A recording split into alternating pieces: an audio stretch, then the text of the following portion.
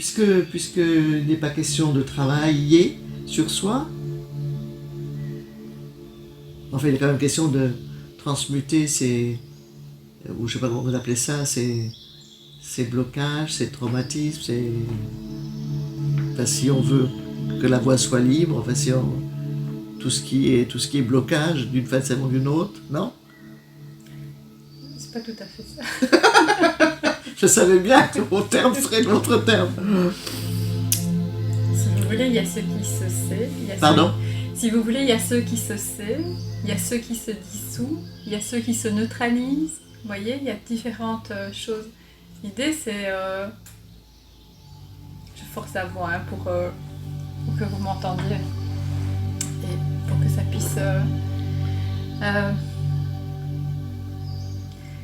je pense que je vous l'ai dit la fois passée, mais je vais vous répéter parce que c'est important de bien saisir ça, c'est que le travail sur soi est une utopie, une croyance de l'âme, d'avoir, si vous voulez, à apprendre, à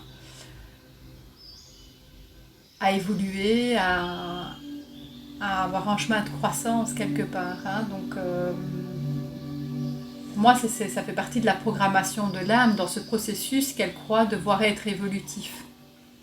Et donc, plus on croit qu'on a évolué, et plus on est dans une espèce de quête de l'évolution, hein, d'arriver. On est un être en devenir, on n'est pas un être réalisé. Vous voyez ce que je veux dire? La seule chose qu'un être a à réaliser, c'est le mensonge dans lequel l'âme s'est enfermée par cette croyance. Vous comprenez?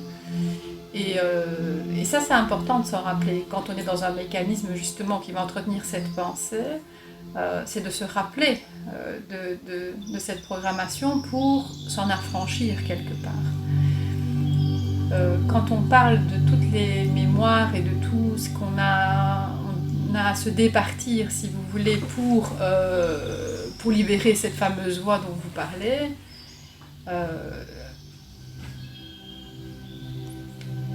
le travail serait trop conséquent, vous voyez, si on devait imaginer devoir libérer, on n'aurait jamais fini que de le faire en permanence. Cette vie-ci n'est pas suffisante. C'est ça.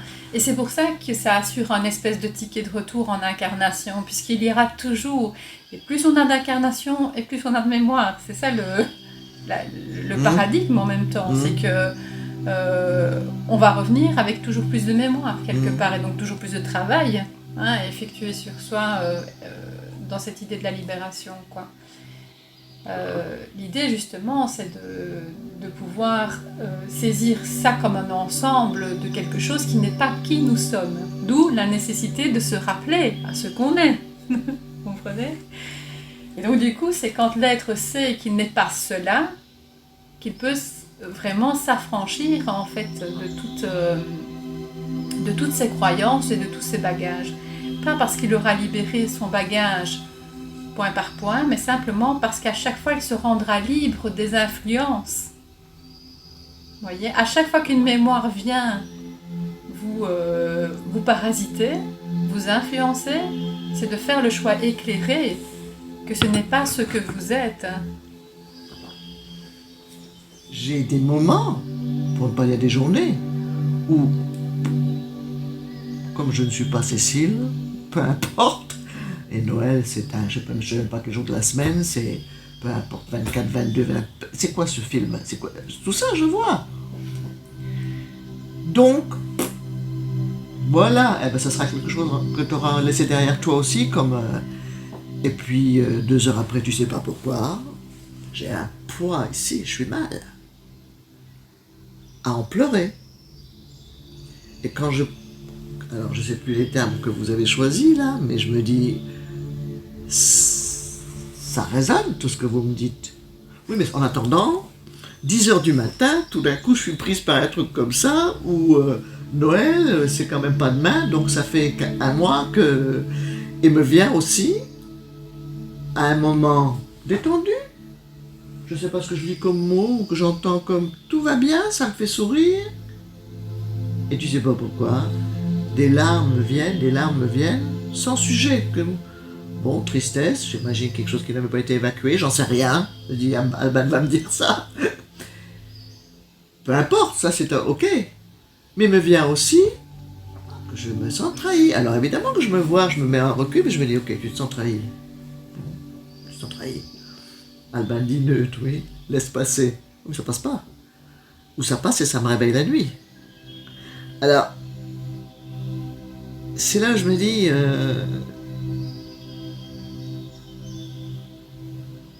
oui, en définitive, vous parlez d'âme ou pas d'âme, c'est l'esprit. Oui, mais le petit acteur de théâtre Cécile, là, en attendant, il traverse ça. Je me dépatouille comment de ça pour arriver là où je veux arriver. À me reconnecter à qui je suis. Parce que j'ai quand même le sentiment, mais vous allez éclairer ma lanterne, que pendant que je traverse ça, je fais pas autre chose. Et oui, c'est le but. Sauf que je vais pas le chercher. Enfin, je vais pas le chercher en conscience.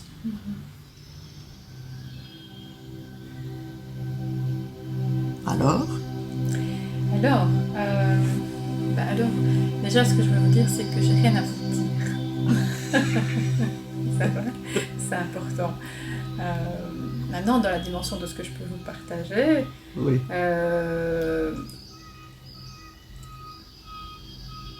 On ne peut pas empêcher les choses d'arriver en tant qu'être incarné.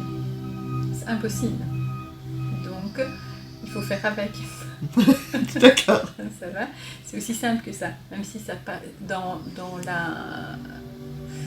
le réel, hein, dans la réalité dans laquelle on est plongé ici, quand je dis simple, c'est pas si simple que ça, puisqu'on vient nous titiller sur certaines choses, dont les valeurs, dont nos failles, voilà. Et ça vient toujours nous chercher par les mêmes points d'entrée.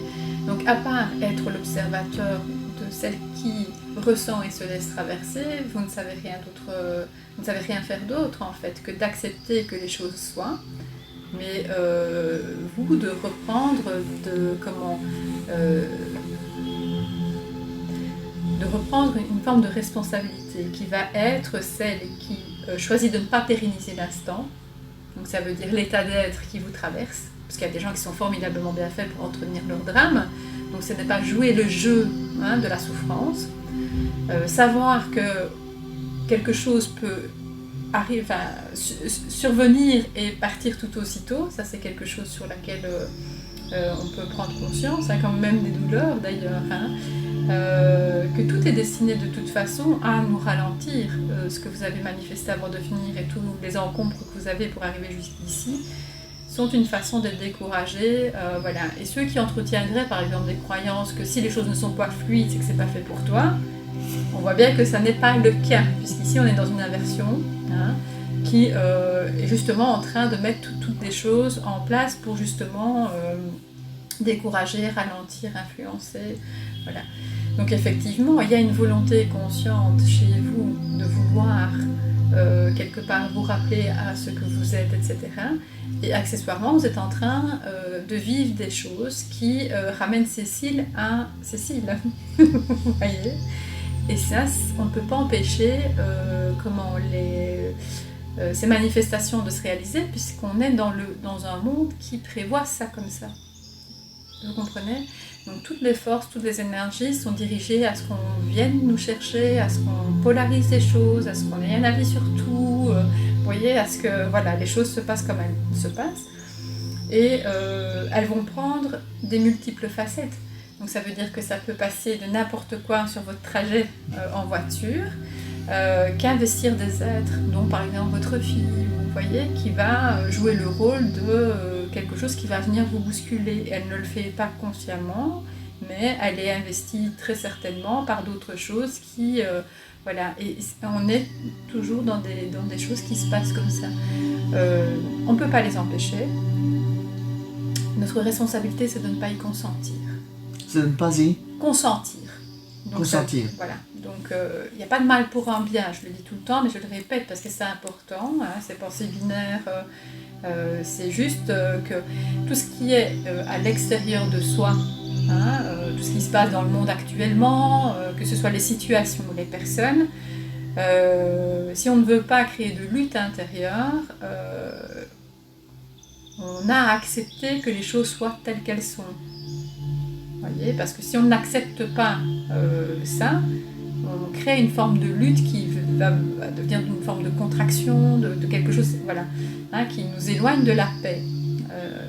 Donc accepter que les choses qui soient à l'extérieur de nous-mêmes, les situations, les gens fonctionnent tels qu'ils le choisissent, permet cette décontraction quelque part, hein, de ne pas être en lutte et de se maintenir dans une forme de paix. Ce qui ne veut pas dire que l'acceptation est du consentement. Hein. Acceptation et consentement, c'est différent. Donc le consentement, c'est ma position au regard de ces choses extérieures. Hein. Et donc là, c'est plus une question de posture, de responsabilité et de choix individuel. Vous comprenez ? Donc vous pouvez accepter que votre fille fonctionne comme elle fonctionne au jour d'aujourd'hui, même si ça ne rencontre pas vos valeurs, mais vous pouvez être du coup en paix avec ce qui est là, sans consentir à ce que cela soit juste, légitime et sa place. Vous voyez ce que je veux dire ? C'est plus une question de positionnement alors du coup. Vous voyez, c'est des choses qui sont différentes. Mais être dans l'acceptation, c'est recouvrir la paix. Accueillir ce qui est, Ouais, ne pas aller en résistance. Et sans, en plus, polariser les choses. Pourquoi ? Parce que la plupart des personnes vont, justement, toutes les croyances, on en a parlé la fois passée, mais je vous le répète aussi, parce que c'est des nuances qui sont importantes aussi, c'est accepter que les choses soient telles qu'elles sont, sans les polariser. Donc ça veut dire ne pas chercher à mettre de la lumière dans l'obscurité. Si les choses sont comme elles sont, point. C'est pas parce qu'il y a une finalité à ça. La finalité qu'on croit est une croyance. Vous voyez ce que je veux dire ?